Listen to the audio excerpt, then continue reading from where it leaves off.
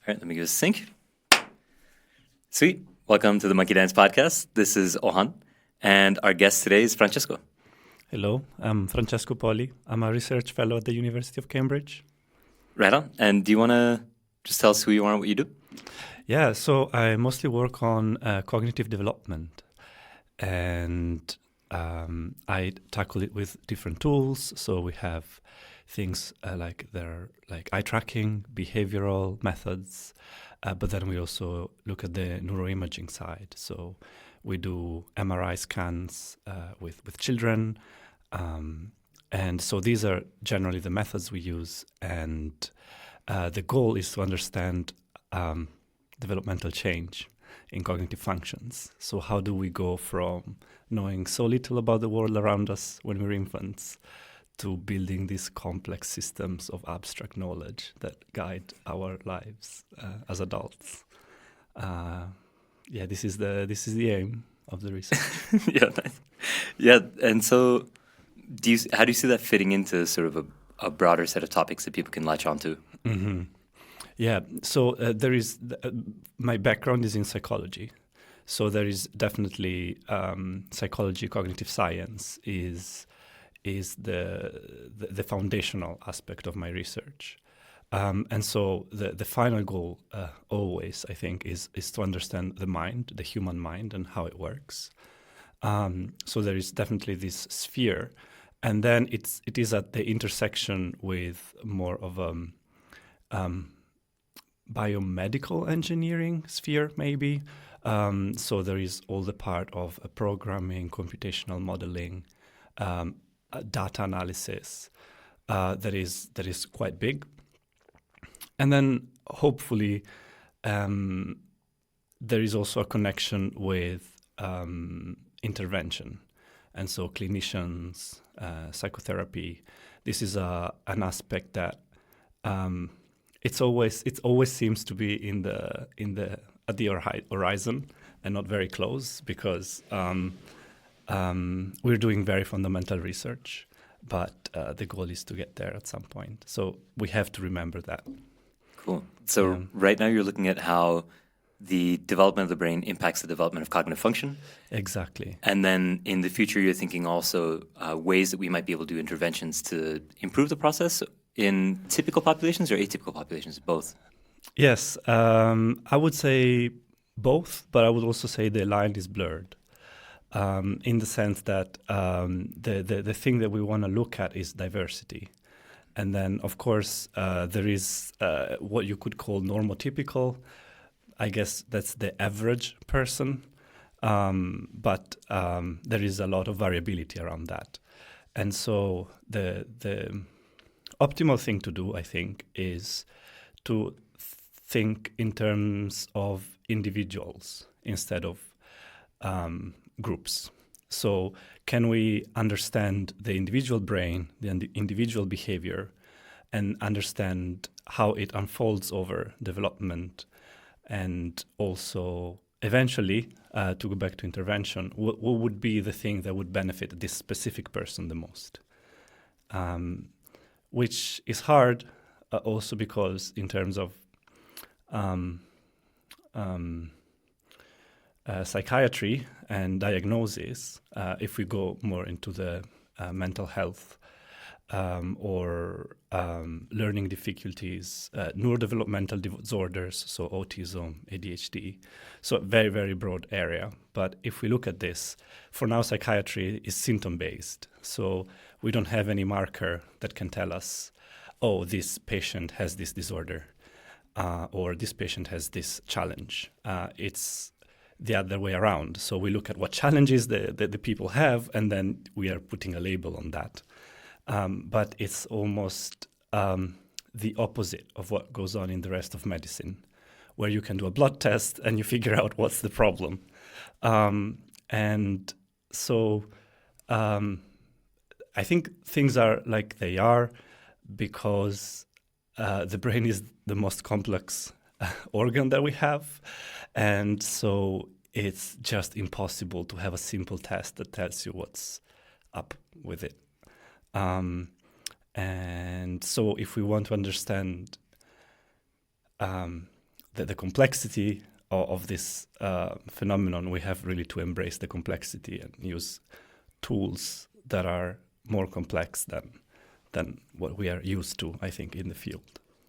Yeah, that's a wonderfully ambitious project, because I'm very sympathetic to this. I think that it's really important to start focusing on individual dimensions of diversity, with regard to sort of cognitive function, because we miss so much in the smoothing over of the averages.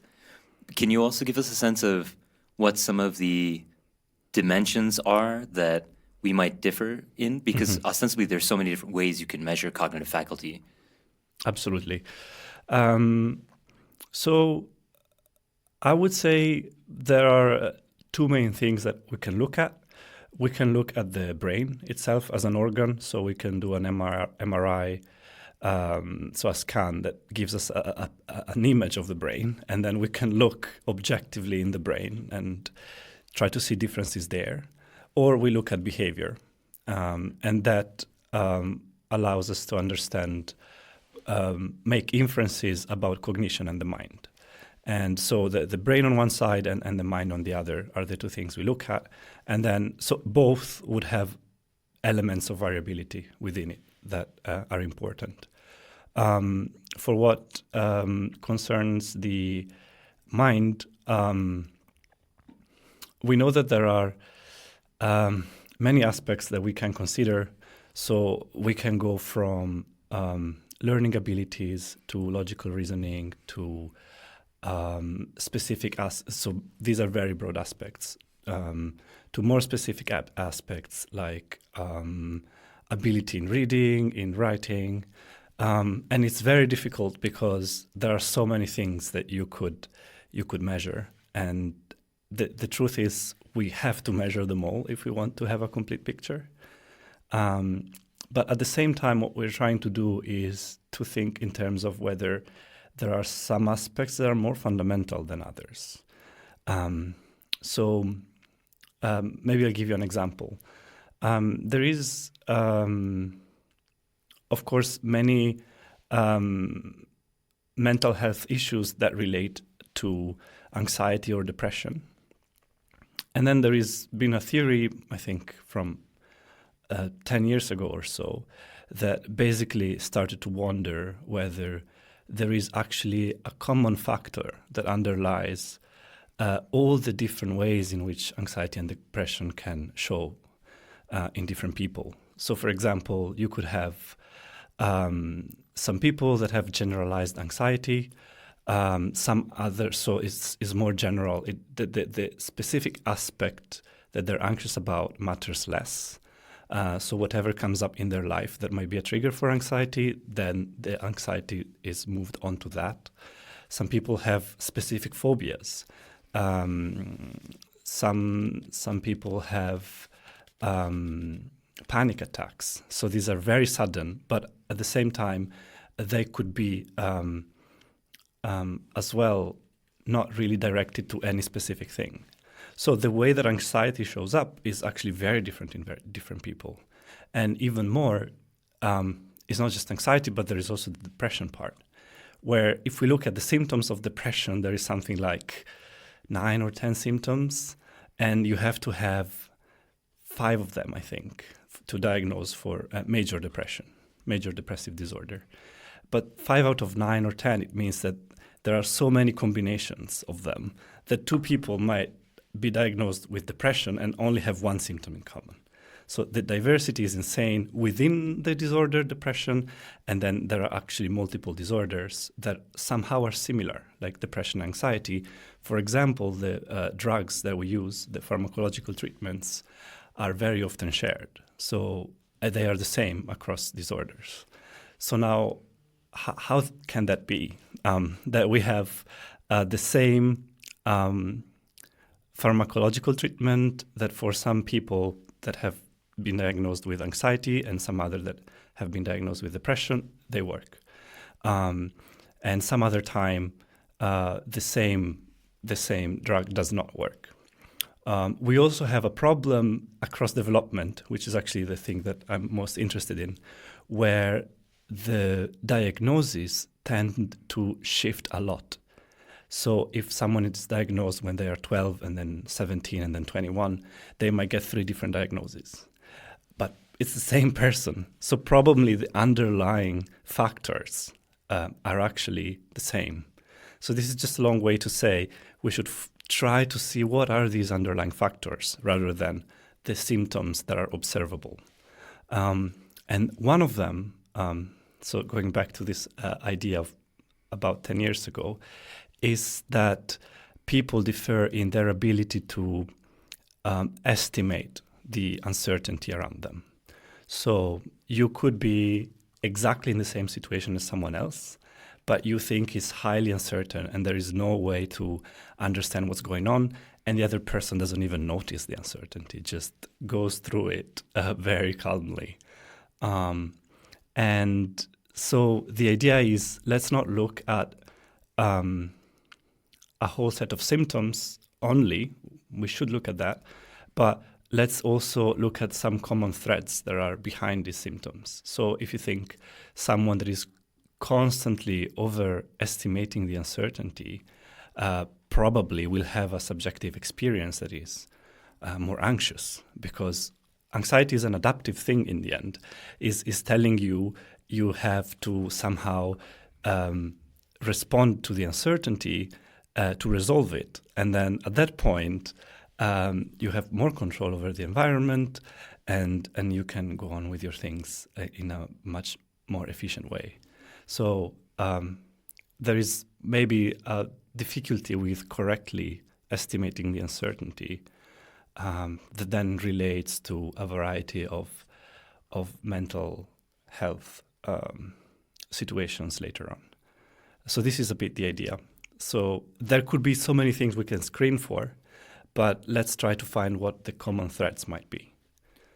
And when you say search for the common threads, are you saying behaviorally, or that you're looking neurologically as well over the course of development? Yeah, that's a very good point. So this was a behavioral example. We can also look at the brain, and I think there are many different ways to look at it. And one classical way is to look at specific brain areas. What are they doing? Or specific pathways. And then people would claim, oh, if this brain area is less active, maybe this leads to this and that problem. Or if it's more active, if there is some sort of imbalance. The way we look at it, and this is just our way to do it, is not the only right way, but is to look at the brain as a network. So we look at it globally, and we think that there are some network configurations that might be that might vary depending on many things. But for example, one very interesting finding is that the brain network has some level of flexibility, and when people grow up in harsher environments, actually, as you say, this is just an hypothesis. For now, it's been done with mice. So this was proven. So when mice were growing in harsher environments, they would have brain networks that were more flexible. So this means, for example, that the areas are more interconnected with each other. So if you really look just at the network without thinking in terms of behavior or cognition, the network is different. So there was more widespread connections. While if you look at someone that some mouse that was growing up in a more stable environment, they would have very strong hubs, and so very few other connections. So the type of configuration of the network can change depending on the kind of experiences we have.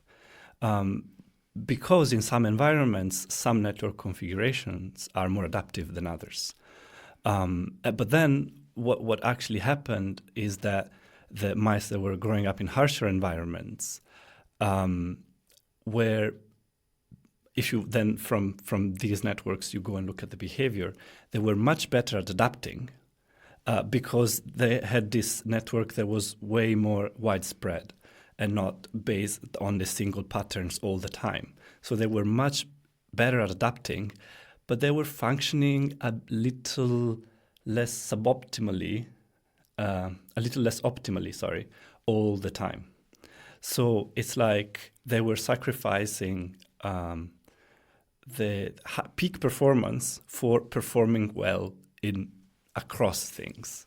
And this is because this harsh environment or stable environment were environments that they experienced while they were growing up, when the connectivity patterns can change a lot still. So I think that this is the way we look at the brain in terms of like a global network. And then we can look at it in terms of what are the experiences that we have across our life that might shape this network. Because in the end, the behaviors that we observe come out of this very complex network. So yeah, this is the general idea. Yeah, this is interesting. If we can kind of focus on the mice for a minute, because I think there's a lot of interesting things there. So in one sense, we're looking at the mice that grow up in the harsher environments as almost more capable of nuance in given situations. So maybe you have situations where if you take a mouse that's raised in someone's home versus a mouse that is raised in a forest, and you put them in complex situations, the one that's raised in the forest might survive better, but might also have a more difficult time than moving into a home. Yeah. Right. So you have this idea and the difference between the benefits of specialization and how optimal that can be if the environment has constraints that are consistent. But if the structure of the environment is inconsistent, then maybe you want this broader adaptivity. Exactly. Absolutely. Right. Yeah. And so it's interesting that you see the brain structure change based on the environment, because then that also, you could sort of extend only hypotheses at the moment for human beings, but then it seems like this is interesting evidence in terms of traits or personality as well. Yeah, absolutely. And I mean, there is also a genetic component for sure. So we know that a lot of the initial configuration of the brain that we get is genetically driven. And so we will never be able probably to tell whether some personality components are just genetically there or depend on the environment, or we can just up to a certain extent. So the nature-nurture debate is still firmly in the middle. Yeah, it's a draw. Yeah. Yeah, that's right. That's always the one of the main challenges. Yeah. And I feel like recently people have tried to move on from the nature-nurture debate. So they say, oh, it's not actually the right way to see things. But eventually we always go back to that. I think an interesting way to reframe the nature-nurture debate instead of moving away from it is to think of the genetically driven brain architecture as what is the nature part. But then this network is going to be immersed in an environment and is going to change because of the environment. And so we can really see what are the components that are more driven by the nurture, the environmental influence that go and shape the network. And I think now it would be interesting to make a connection, for example, between this that is the human brain or the mouse brain, and the tools that we are now having to analyze this kind of dynamics. So there is artificial intelligence. We have it everywhere. I'm actually saturated. Open the phone and every single app is now AI powered. And I'm like, I didn't need this. But one thing it's useful for is that these are actually very similar to neural networks. And this is also why they're called artificial neural networks. And so it's like we have version, an artificial version of the brain, in very broad terms, that we can play around with on our laptop. So I can just make artificial networks, neural networks, with specific configurations, and then I can make them perform cognitive tasks, visual perception tasks, whatever I want. And I can see how the tasks are changing the structure of these networks. And this can, at the conceptual level, give us ideas about how experiencing things in the world, even for infants or children, is shaping then the structure of the network. So I think it's a really unique moment in history where you actually have some incredible tools that we can use to understand the brain better. Yeah, I suppose as a visual analogy, I always imagine something like Tetris, where you have the genetic component being 10 random pieces already kind of placed in the board. And then the way you have to, each new piece is a piece of experience, and then how it falls onto the existing pieces is going to be how you go. So you can have two boards starting very differently but ending up in the same place, or of course they can end up very differently. And so now when you're talking about manipulating certain aspects of the neural network, you're almost manipulating the given genetic components, like the starting point of the neural network, and then you're just pressing play. Yes, exactly. Okay, right. Exactly. Interesting. And then even when you press play and they start going on about their things and trying to learning tasks and things like that, even that part of like sort of experience that the neural network is getting, you can play with that too. So one thing, for example, is the importance that we know about development is the importance of scaffolding. So the parents or the teachers, the caregivers, they are deciding what are the aspects where the infant or the child might be improving. And so if there is a certain task that let's make a concrete example. For example, playing the guitar, you wouldn't want to pick the hardest song ever and be like, go ahead and play it. And so you want to pick the thing that they are not really able to do yet, but that they could do well. So this is what it's been called, like since 100 and more years ago, the zone of proximal development. You want to put the child in that zone.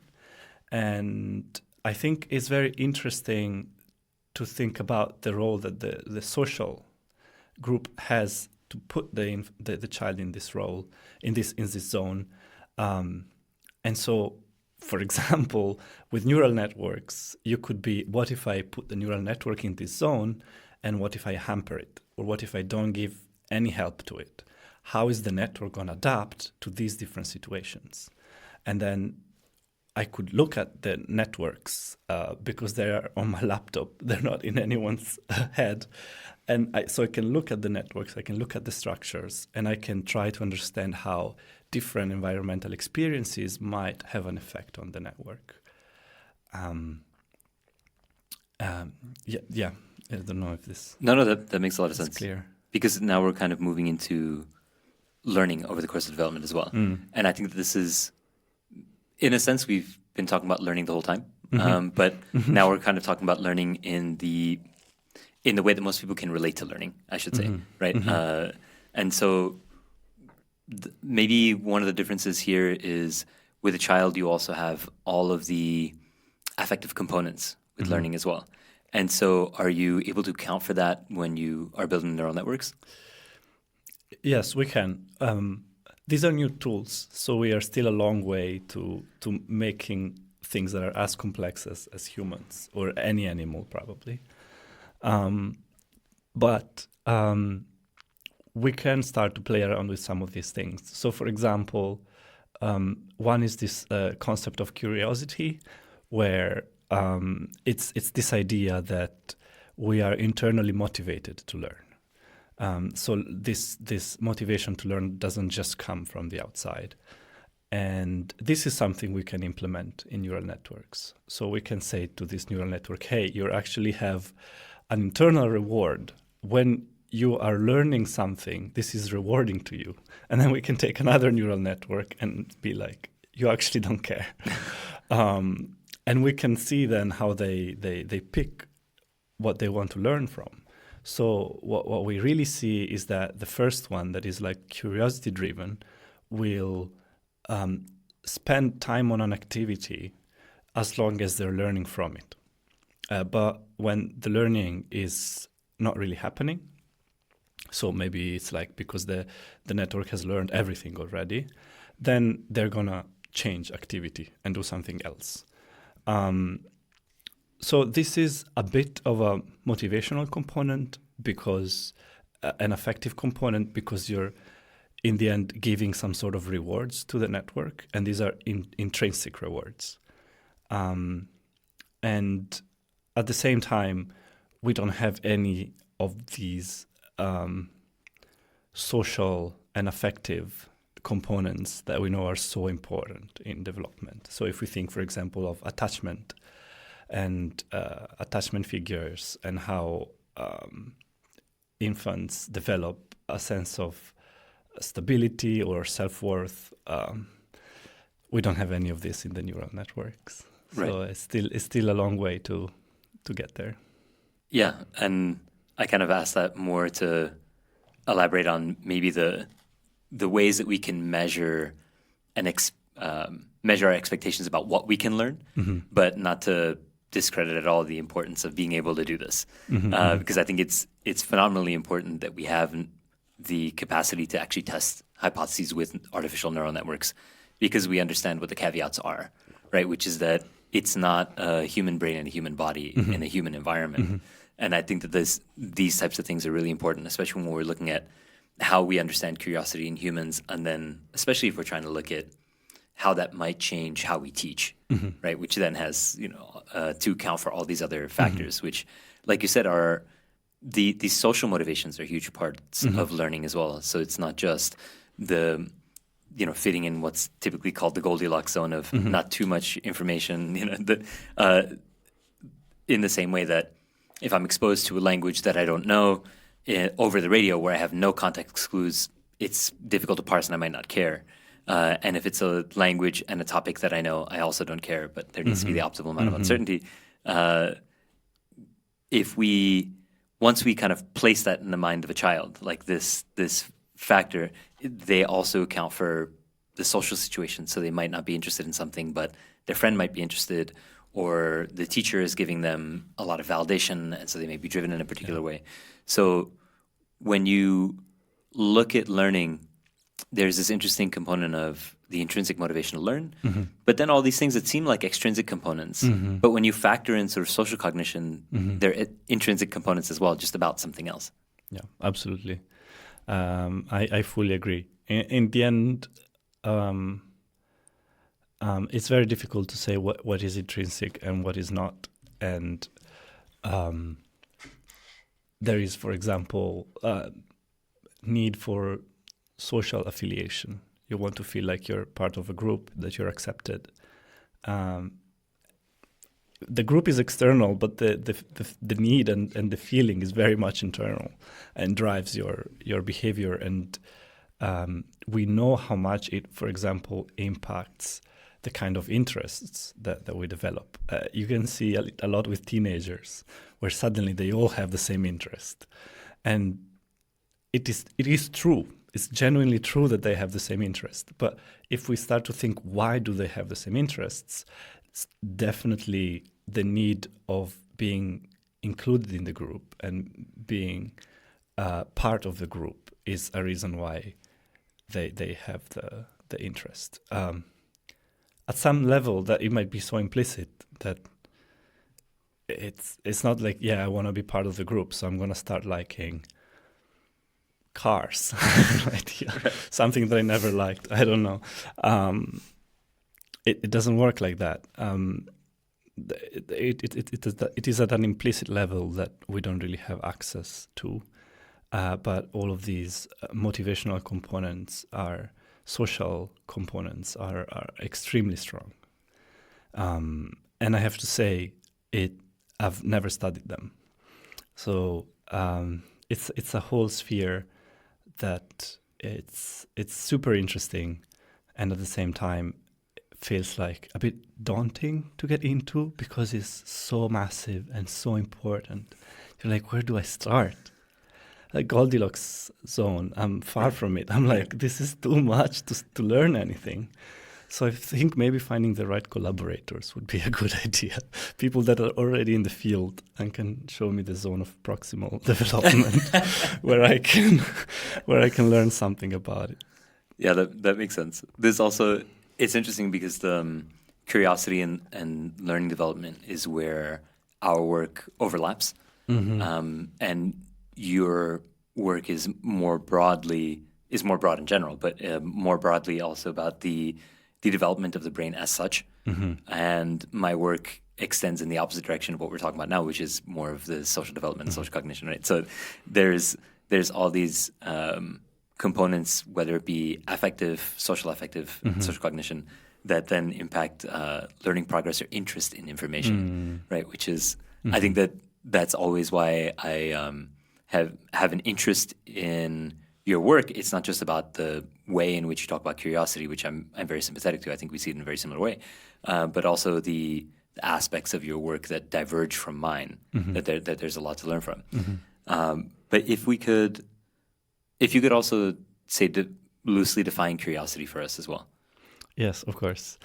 And I would want to say I talked a lot about the brain.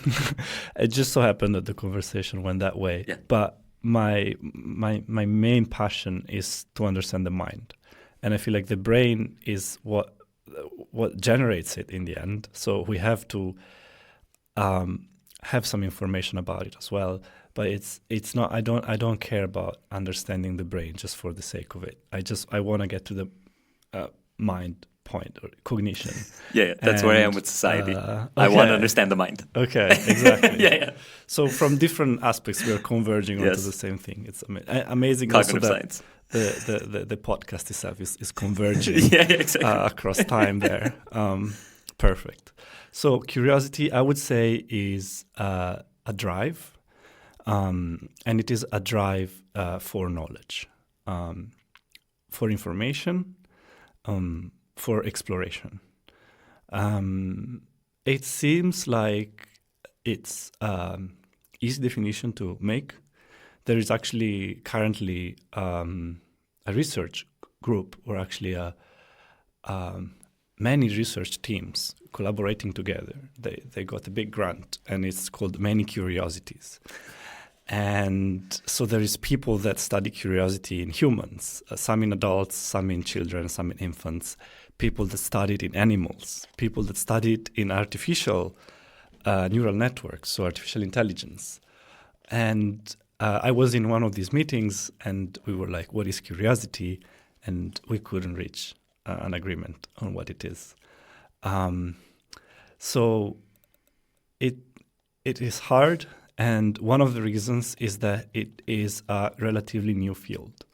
There is some research, I'm sure you know, but like in the 60s, that very randomly brought up the topic. And then I feel like people forgot about it. It just sort of faded away. And there has been a surge more recently. But there is still a lack of agreement in the community. And the reason is that we still have to find out. But in as a general definition, I would say there is this intrinsic drive to acquire more knowledge. That's interesting. Yeah, it's interesting that you go from that you talk about the almost curiosity as an emotion, that you focus on the drive first. Yeah. And I think that it might be one of those things where if I asked you tomorrow, it might be formulated slightly different. I don't know. I feel like I give a slightly different answer for curiosity every time. Okay. But for me, I focus more on the aspect of uncertainty and the resolution of it in my definition. Is that typical for you as well? You focus more on the fact that it's a drive? I would agree with you. I focus on the aspect of resolution of uncertainty.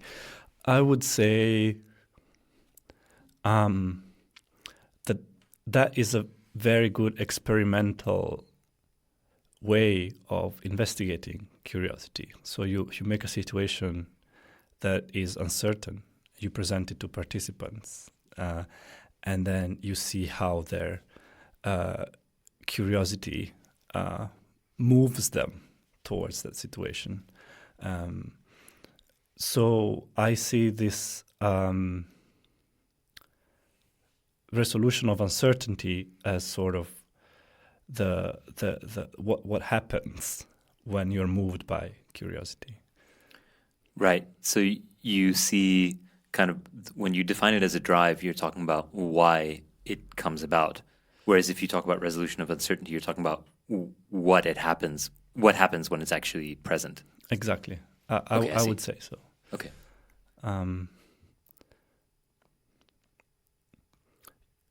Yes. The drive part and the thing is the drive part and all the emotional part associated to curiosity, that's also really new because you have many related things. So you could have curiosity for something or you have interest in something. What's the difference? And I think there is one. They are different things.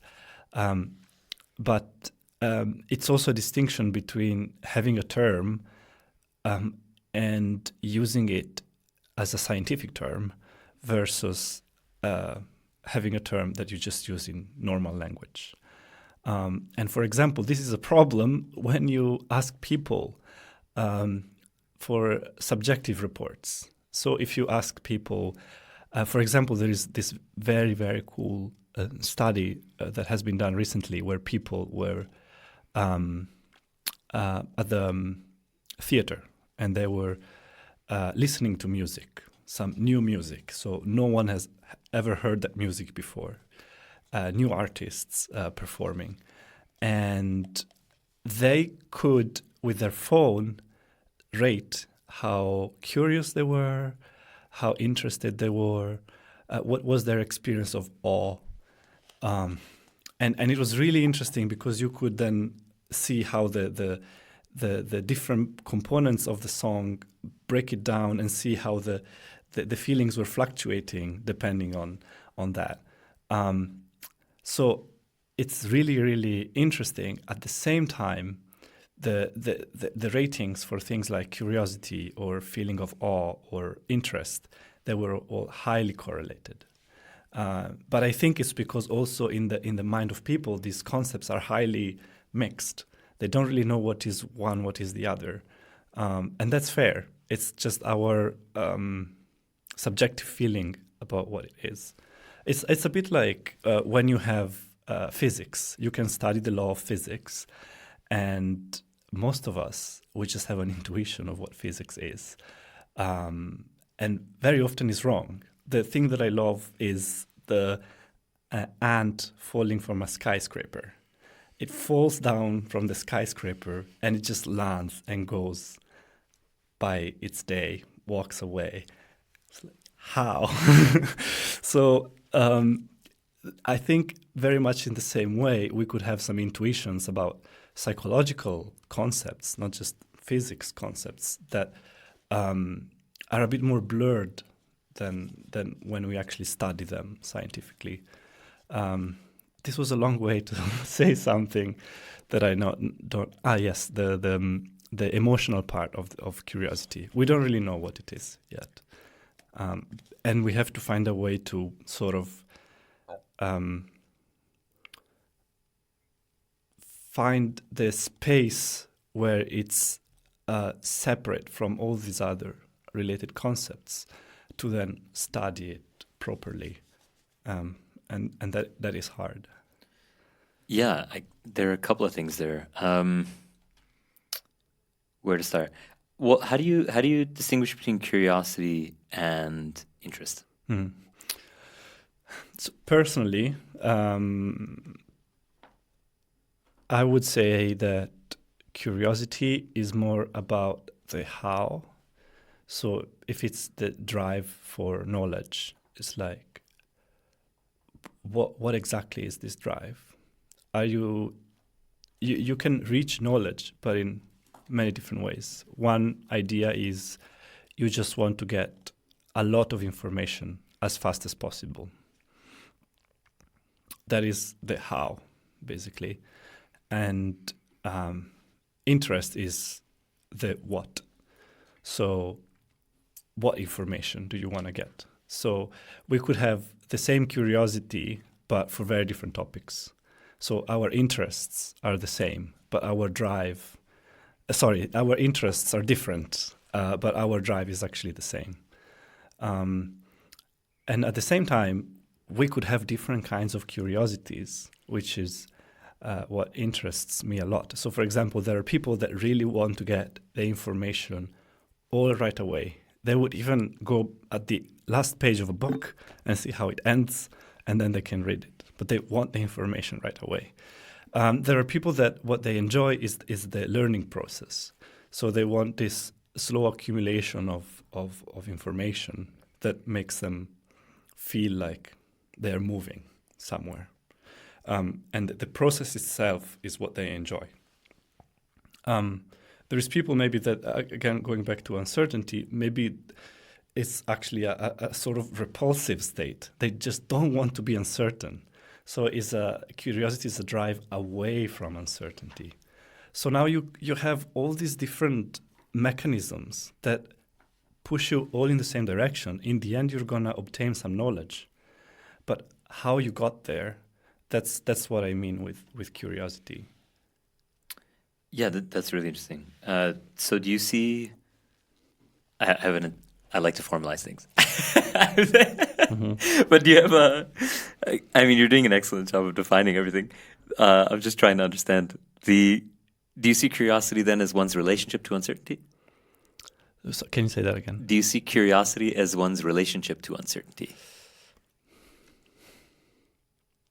That I can live by that definition, yes. Okay. Are there any caveats that you'd like to define the word that doesn't quite capture it?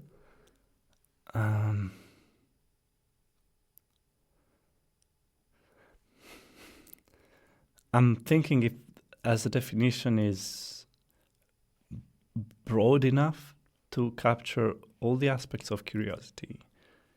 Maybe it is.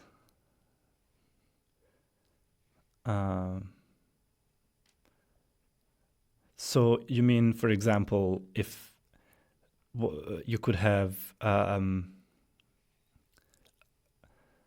positive or a negative attitude towards uncertainty, and then whatever this force is, either positive or negative, is pushing you, and that push is the curiosity. Yeah, that we are talking about. And ostensibly, it could be domain specific. Mm-hmm. So you have people who are traumatized because of mathematics, mm-hmm. right? I think this is one of the most common learning traumas. Yeah. And so maybe curiosity is a relationship to uncertainty within a given domain, mm-hmm. and then interest is those domains. Because I never thought about this distinction, but I really like how you made it. Mm-hmm. Yeah, I agree. I think that the sort of usefulness of defining all these different ways curiosity might work in is not just to pick which one is correct, but to say actually all of them are valid. And now, depending on all sort of different factors, they might come in at different points. So what you're saying is maybe if you have a certain type of interest, then the mechanism of curiosity in that context is different. So even within the same person, you could have different ways you are curious. I do think also across people, there is a huge difference. And then across species, probably. So then there is the question, is there something unique about a human curiosity? Because in the end, I mean, we have made an insane amount of progress, technological, scientific, cultural, in terms of arts, is definitely coming not just from curiosity. It's slow progress of human societies that manage to write things down. And so I can think of many reasons why this progress was possible. But I do think that we have a push that is a bit different from other species. I don't know, for example, if we compare it with our closest relatives, what we would find. But I do know that my dog is just, it doesn't have that push. Yeah, is it?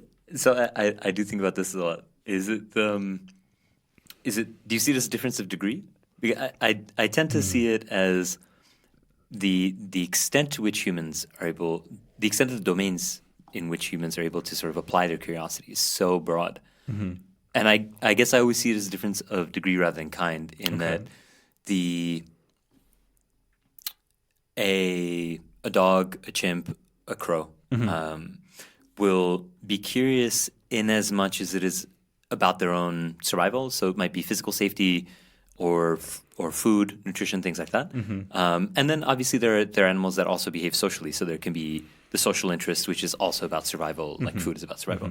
And I guess I see what humans do as just much more broad, and we can have curiosity about things where we abstract from that. Mm-hmm. And I always imagine some kind of slow progress towards abstraction, going from the same way that social cohesion relates directly to survival, but is kind of 1 degree removed from shelter and food. Yeah. And then you have increasing amounts of complexity in the abstraction that we reach, and then we can attribute our curiosities to these very abstract things until we're talking about the justice system in a country that we don't live in, right? Yeah. Does that track with how you see it? I think that is one fundamental aspect, for sure. I think maybe 2 more things to consider. One is not just in terms of the complexity of the environment, but also the type of cognitive abilities that we have. So something like causal reasoning. We are so good at it. We are so good, actually, that we apply it even when there are no causes. And we make up all these imaginary causes for events. Many animals, if not all animals except humans, they don't think in causal terms, not that much. So then that opens a whole other space because of the cognitive skills and abilities that you have. It opens a whole other space where you can be curious. Animals, if you cannot conceive causes, you cannot be curious about what's causing what. And do you see it as the ability to consider or represent a cause? Because you can because animals make associations, at least, about causal events. So you can get a bell, and then, the simple sort of Pavlovian associationist response. You have crows gathering when another crow has died, probably not to mourn, probably to learn about the death of the crow. Right? In the same way that they watch another crow eating, not because it's a dinner party, but because they want to learn about the food. They probably observe death for the same reason. So is what you're saying different from that? No, I would agree. And I mean, maybe I was a bit harsh saying that the other animals are not capable of causal reasoning. I take it back, especially if you mention animals like crows. But again, there is a varying degree of ability to think in terms of causes, and we are particularly good at it. So, sorry, this was one of the aspects. I also think that there might be differences, not just in quantitative differences, but also qualitative. So maybe we do have a different mechanism for curiosity that other species don't have. One challenge is, how do you study that? Because you cannot make the same task and apply it across species. And because, as you're saying, curiosity is very specific to the kind of environments and challenges and a niche that you're in. So it becomes hard to think of a way of studying it across animals. I do think it's possible to do it, at least for great apes, so chimpanzees, bonobos, especially, but also orangutans, gorillas, and humans across development. So you get a sort of quite dense map of curiosity across development and across species. And within this space, we can actually see, does curiosity change in terms of, in quantitative terms, do we have more of it, or in qualitative terms? So we would find something that is actually really different. Yeah, that kind of brings me to another question I had. So the reason why I've been typically less interested in the drive itself, and tell me why you disagree with this, is, or why this is wrong, is because I've kind of just assumed that the drives that we have are maybe less interesting purely because I see the drive for curiosity, I kind of reconcile that as similar to the drive to survive, and I'm not so curious about the drive to survive because I see that as necessary for evolution to have progressed the way it did, and curiosity, the minimization of uncertainty in particular contexts, obviously much more bounded, not just only that aspect of curiosity, but as being necessary for the survival of a given species. So you have, and I think you pointed this out in a paper really well, which is not just the resolution of uncertainty, but also the progress of the learning, right? Which I think is a great way to think about it.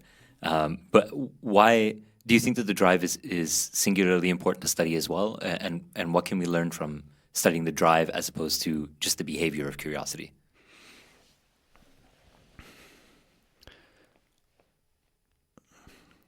So I think that there are multiple reasons. One is a fundamental understanding of what is unique in humans.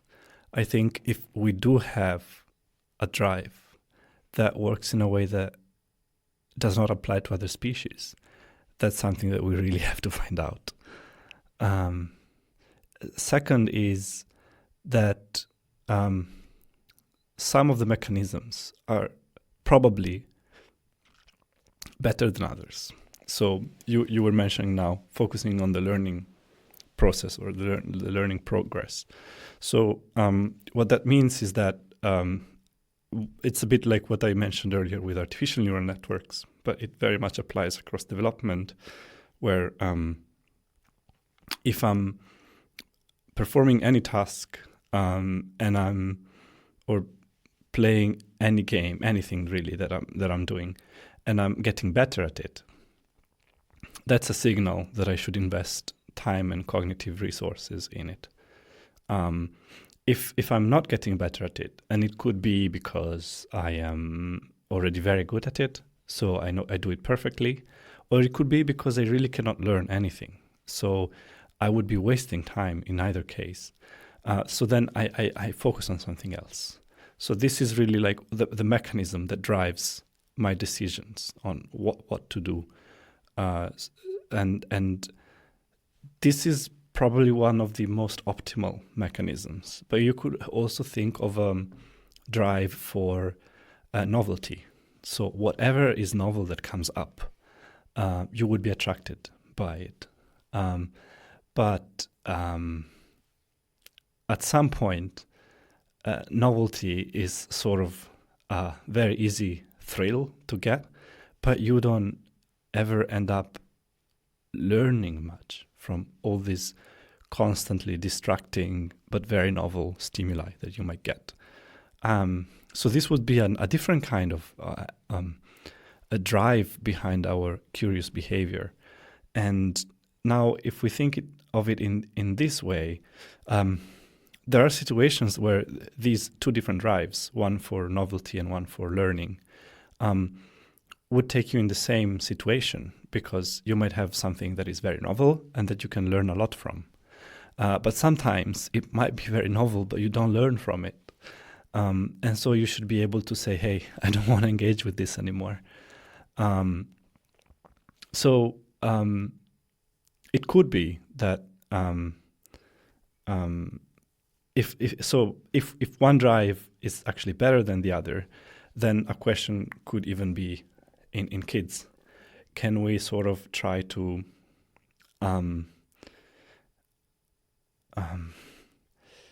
I don't know what exactly we can do. Probably push them towards that one drive instead of the other. And then if we can, we are not actually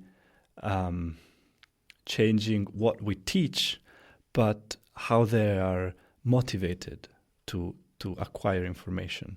And then they would be motivated to do it in a way that is more effective, and they would end up learning more and learning better.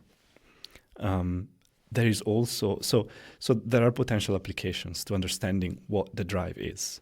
Another one I think is very important is in terms of social media. I think, what was it? The word of the year was brain rot last year. Yeah. And then we have this doom scrolling, like we are creating a whole vocabulary around this idea that we are spending way too much cognitive resources and time in things that are not actually meaningful. And it could just be a hack on our curiosity drive, where again, we are just giving the illusion that we are receiving information or we are receiving novel stimulation, when in the end is not actually useful. And I think if we actually show that these are drives that are intrinsically rewarding, then we are really talking about the reward system in the same way that we can talk about it for is it when you have problems with slot machines? Was it called? When you have problems with betting and slot machines and all of that, like the gambling addiction. Gambling, exactly. Yeah. Thanks. Just the word that wasn't coming. Oh yeah. Gambling addiction is a problem with the reward system, and so why don't we give the same importance to these kind of things? And then at that point, we must have regulations, for example, at the European level, be like this kind of algorithm that this social media platform is using is actually just as bad as the gambling corporations, which, by the way, they still have a lot of power, gambling corporations, so it's not going too well on that front either. But it would mean to give to this drive the space that it really deserves. Also in hopefully changing society. So I do, yes, these are just some of the reasons why I think thinking in terms of drive might be useful. Yeah, I mean, this makes a lot of sense. I'm going to point this towards you. No. That makes a lot of sense. And you're touching on topics that I care very deeply about. The manipulation of our relationship to uncertainty, right? I think is manipulated by gambling with money, gambling with time, which is something like what the social media algorithms get us to do, right? Which is just gamble with our time. We assume that something valuable is going to happen, but it's still an addictive potential. But I like this idea of thinking about drives, particularly because when you're kind of defining the drive as a different relationship, kind of like how we were defining curiosity as a different relationship to uncertainty, having looking at somebody has a broad range of interests is prioritizing novelty versus somebody who is prioritizing specialization. I wonder if you see a benefit in pointing children towards one or the other, because I guess the way I always see it is we need to understand what type of curiosity, what the drive might be of a child, and then just foster that because of how many different styles of learning and enjoyment people can have. We don't necessarily need everybody to go into the same type of formal education, but maybe introducing trades at an earlier age might be better for people and society as a whole. So I'm wondering if you have thought about that as well. Yeah, I fully agree. And I think I don't know if you would agree that is related, but is an aspect of metacognition, or like trying to understand what is the way you like to learn personally. And once you have this more abstract or explicit, let's say, understanding of what that is, you can then think also in explicit terms, what would be the kind of activities that would put me in that situation that I like so much. And so I do think that we don't want to push everyone towards the same drive. I don't even know if we can. So in that regard, there is this very interesting concept in development of over-justification effect. And this was studied, for example, in relation to altruism, where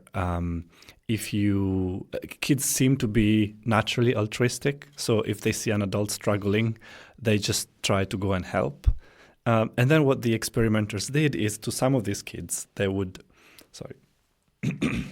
give an external reward, like a candy, after they were helping someone out. And after a while, if you stop giving candies to them, then they actually stop helping. So because they had this intrinsic reward that is like helping someone, and now you have actually made it extrinsic into the candy, so now they're going to do it only if, of course, this is in relative terms. It's not like they're going to become sociopath and not help anyone ever. It was just like a very small in-the-moment effect. These kids turned out fine afterwards. But the idea is it's the way you push them to be altruistic is not actually by giving them a different reward. So in the same way, you can't reward their being curious by giving them another reward. We have to find other ways to do that. And we don't even know if they exist. So instead of trying to make them all have the same optimal way of being curious, we could actually try to understand what is the variability so that we can create a curriculum in school that is individualized. In the end, we go back to the beginning with individualized way of thinking at what people need. And in that sense, we can then probably improve at the individual level everyone's experience in school, for example. Yeah, this is a great point. I think this effect of oversaturation of rewards definitely seems to impact people's behavior and their relationship to the rewards that they valued beforehand. In the same way that if you start giving the reward of candies after eating vegetables, it's gonna, might not ever develop a taste for vegetables, but might just focus on the reward at the end. And I think that that's very much also the case with what's happening with social media and the oversaturation of visual content and the immediacy and the fact that it harps on leverages the ability to make us feel like we're being more informed. And so that is an interesting aspect that I don't think anybody would have been able to predict, that when you start Wikipedia, that it would have created such a change in how people relate to the internet and how people can just go on Wikipedia spirals, right? Which I think is a very fun thing to think about, which is just that people can enjoy exploring a random topic. Maybe they're using it to procrastinate, which maybe isn't the best, but the fact that it's content that they are reading, right, and that they're engaging with learning with something, I think is a very positive takeaway from that fact. Yeah, I fully agree. And I really think this is an important parallel to make, for example, with food, where we did not evolve in an environment where sugar, for example, was very common to get. So the one time we get sugar in our lifetime, we're like, our brain is like, get all of it, get as much as you can. And you were binging on it. Now we can binge on sugar every day. And our brain has not evolved fast enough to be like, that's not a good idea. And every single time it's like, yes, you have to binge on this. And then we need inhibitory control and a whole set of other things to tackle that. And in the same way, it's with information. We evolved in environments that were so scarce in terms of information. What would you have in an early society? Some gossip about the neighbor that you might hear from time to time. There was no technology advanced to the level we have now. And so I think there was this increased sensitivity of like, if you do get some information, really make sure not to miss any of it. If we apply the same strategy now, we are doomed. We would never leave the easy to get kind of useless information that we have on our phones.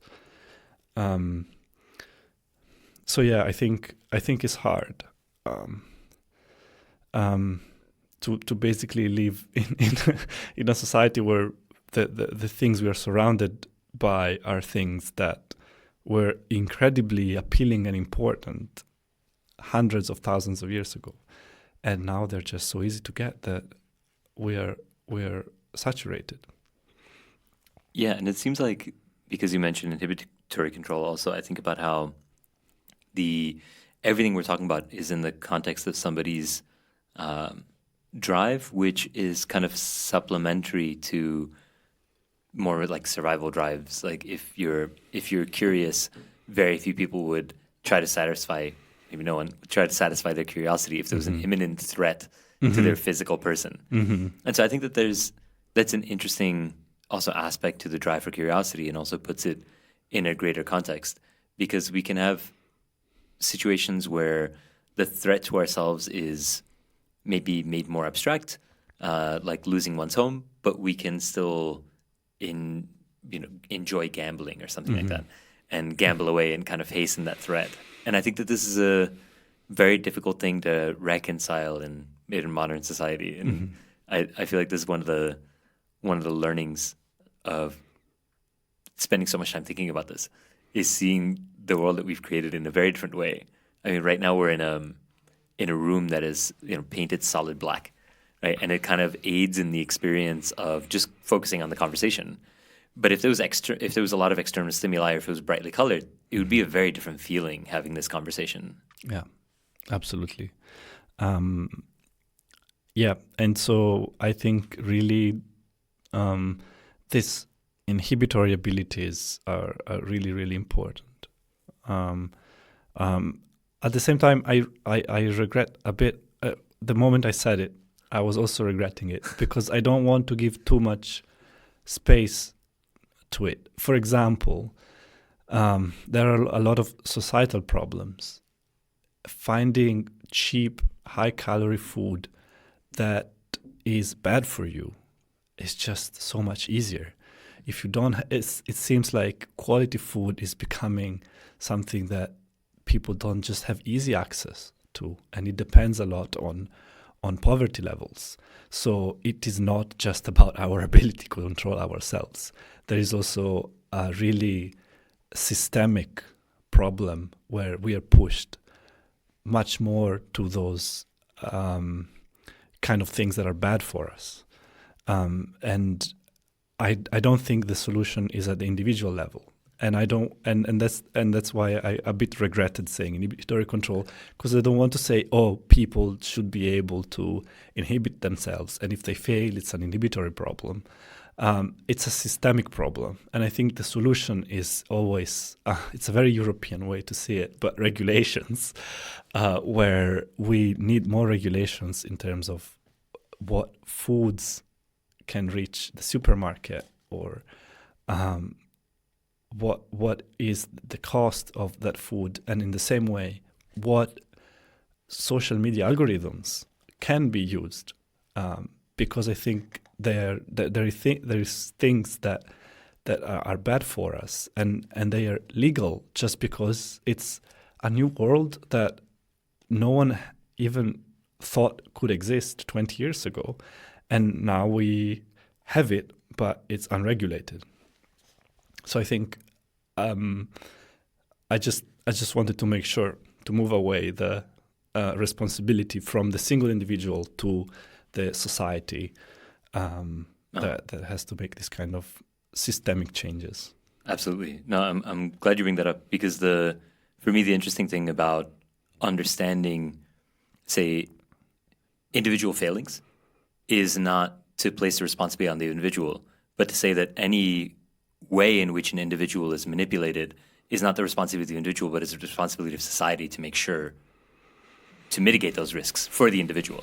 Yeah. I think regulation is absolutely important in cases like this, or generally, right? In that individuals have to hold one another accountable for the failings of society, for taking care of individuals. So that it is hugely important. And I think that when we talk about inhibitory failures, for me, that's the important part of discussing it, is saying it's not the fault of the individual. These things are actively targeted. Yeah. And it's interesting. I mean, you hear this stat all the time, but how social media executives don't allow their children to use social media, right? and it's, and who runs a gambling company would allow their children to go gamble at it? I mean, it's kind of obvious, right? But I think these are things that we have to focus on if we're calling attention to what we're missing in terms of the societal frameworks. Yeah, absolutely. So where do you see the work going? If you're thinking about where to, like, building a research program 10 years from now, maybe sooner, but say give it a bigger sort of 10-year, 20-year timeline, where do you see the work going? The what? Sorry, the work that you're doing. Yeah. Okay. So the field kind of broadly, but what's the ideal sort of research program that you could take on? Sorry, I understood the world, and I thought world. you wanted a general prediction. I was like, oh, that's tough. My personal work, that's much easier. Yeah. Now, in relative terms, it seems like an easy question. It's a hard question as is, but the world would be amazing. I think one interesting thing, I think, of our conversation is I talked more about the future directions that I would want to take than what I already did. So this idea of trying to understand what curiosity really is in terms of drive and variability in drives, and then looking at variability across, for example, development for sure.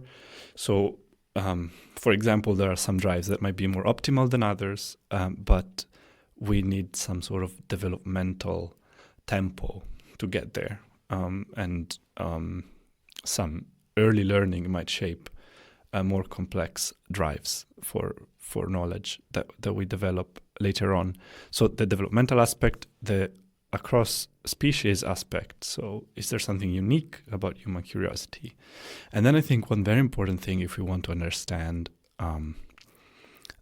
if there is something that is unique about human curiosity, is that we have to look for it in humans broadly. So across cultures. It's too easy to just pick one specific culture and then, I don't know, one specific type of great ape and conclude that this difference is actually a meaningful difference between species. but it's not if we don't actually sample correctly the diversity of human behavior. So these are all directions that I would like to go in, and then in parallel to this, all the work on artificial neural networks. And I think that the key thing there is that now we are using computational models to understand cognition, but we could actually have models that are biologically plausible, so inspired by the human brain, and that then they are, for example, performing tasks and showing different curiosity drives, but they are grounded into biologically plausible models. And so I see a very, very important direction where to go that has to do with the methodological component of it. So yeah, I think these are the main directions. I think broadly, the idea is, can we find a way to study cognition where we value individual variability and variability in general across different people within the same culture, different cultures, different developmental stages, different species. But we really have to understand variability. And I hope some of the things we said made us understand why variability is important. And I am applying it to curiosity right now, but I can see how this approach is useful for many other cognitive processes and social affective processes. So it would be really fun to get there at some point. No, very well said. Feel free to also bring up any other topics you want to touch on before we close. And I feel like we get a sense of this from how you've spoken already, but why are you doing the work that you do specifically? What kind of brought you into this topic, and why the mind in particular? I think it's a dual goal. One is a fundamental understanding of the human mind. Is just so really interesting. And I mean, there is the quote that the brain is the most complex thing that exists in the universe, according to the brain. But I really think, I mean, maybe the brain is tricking me, but I really think that's the case. And the emergent property of the brain is the mind, and so that's the most complex of all. And it's just so fascinating to try to understand it. And so this is, I would say, my interest. And then there is also the component of, if we do understand it, we can probably, hopefully, improve society and people's lives with it. So there is always this dual goal. And it goes back, when I started psychology, I didn't know if I wanted to do fundamental research or if I wanted to be a psychotherapist. But I think both are so important that eventually we have to find a way to both understand and answer very fundamental questions about the human mind, but also try to understand how answering those questions can be applied for society. Yeah, I relate to this very deeply. Both the fact that we don't need to sacrifice a deep sense of empathy and using empathy to drive our purpose for a deep sense of intellectual curiosity, that they can go together. And I, for the same reason, kind of pick cognitive science. So I really appreciate that you kind of took the time to outline that as well. Yeah, no, definitely. So I guess we can wrap up, but this is a lot of fun, and please come back on. Thanks so much for inviting me. This was amazing.